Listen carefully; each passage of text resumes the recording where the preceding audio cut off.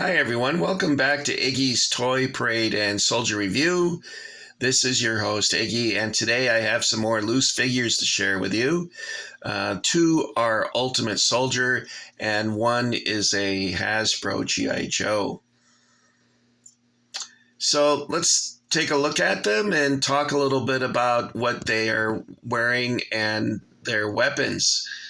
First up is this top shelf is a Fallschirmjäger officer, and he's wearing the tropical jump smock with the tropical uniform underneath. He's holding a pair of binoculars, and he's got the tropical cap or the summer cap for the Luftwaffe. Now, this is typical of North Africa and Monte Cassino. Pretty much most of the Italian campaign, he would have this type of equipment, or uniform rather. Now I'll show you a Ron Volstad illustration. And there he is wearing his tropical uniform. And then here is the tropical jump smock. This is the European uniform, which was a slate blue trouser and a sort of a reed green jump smock. So that would be more the European theater. Of course, later in the war, this also changed. Okay, now you'll notice with this Ultimate Soldier figure, he's got a little hole in his lips there, and that's where you would insert a pipe that came with the figure. It was a boxed figure, and I think it was for the Grand Sasso raid, which was in September of 1943 when Otto Skorzeny? Anyway, when he rescued Mussolini from the casino and the Grand Sasso Casino, and escaped with him. And it's funny when you see pictures of it, you see Skorzeny. I can't say his name, guy. Skorzeny.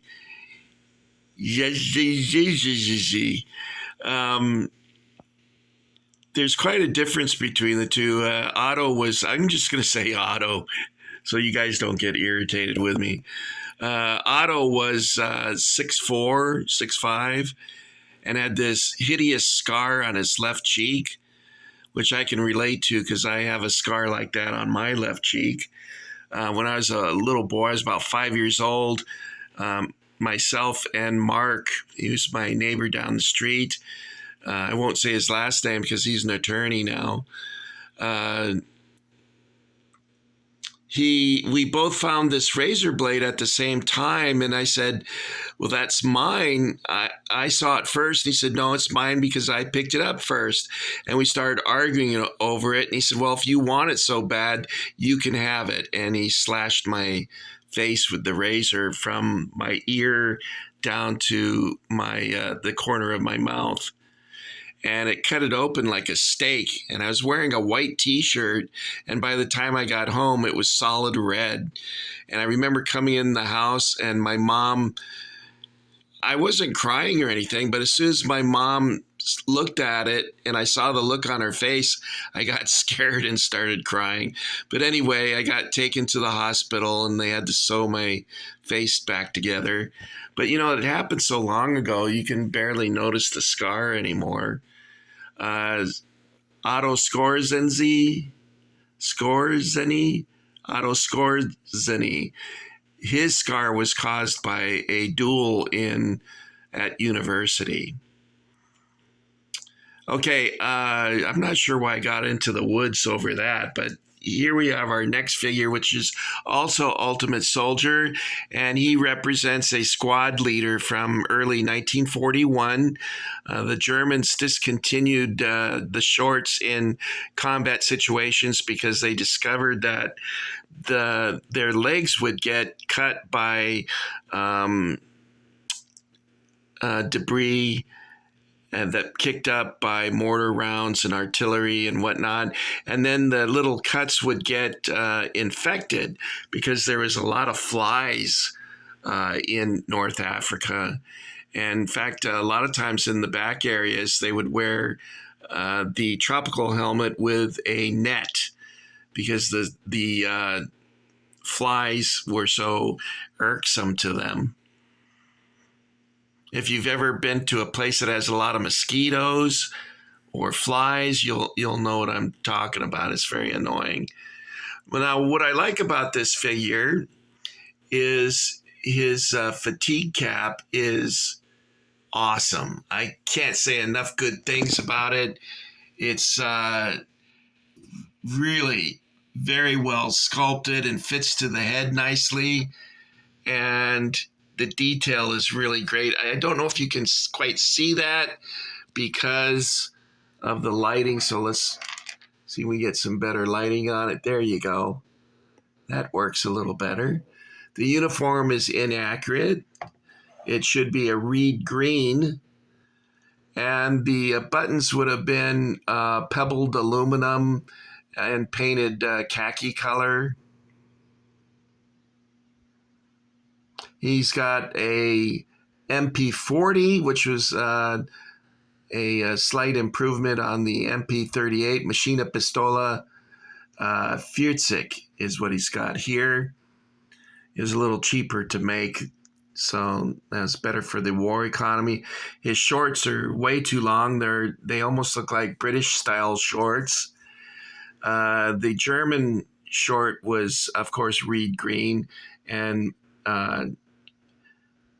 came up a little bit shorter than that, like perhaps an 8-inch inseam or 6-inch inseam. They were pretty short. His entrenching tool is hanging way down there because his pants are falling off. I have a similar problem. I went to the grocery store and I was bringing in bags of groceries, and my pants fell off, and they were down by my ankles because my butt is smaller than my gut, and my gut pushed them right off. And there I'm standing for everyone to see in my underpants, and I couldn't pick them up because I was holding all the groceries. So I shuffled to the door, and I turned around and looked, and nobody saw me, and no one's interested in that, hopefully. He's wearing the desert boots, the long desert boots. The men in the field, they preferred the ankle boot and blousing long pants with the ankle boot than this. However, these were very popular with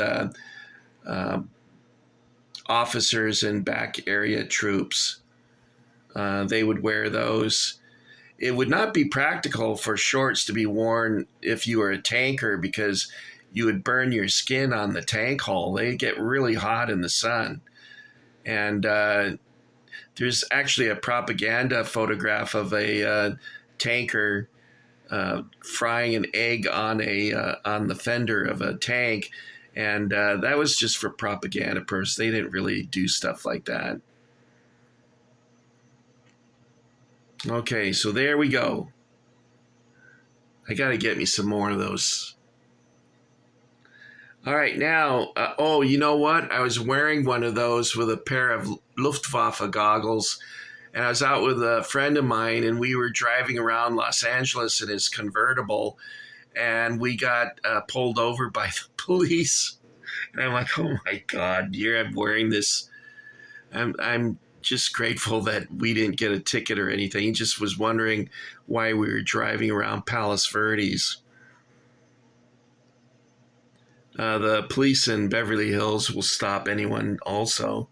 They're very serious about security in those areas. The other towns can go to hell. They don't care what you're doing there. Anyway, here's a G.I. Joe Marine. He looks like Matt Damon a little bit.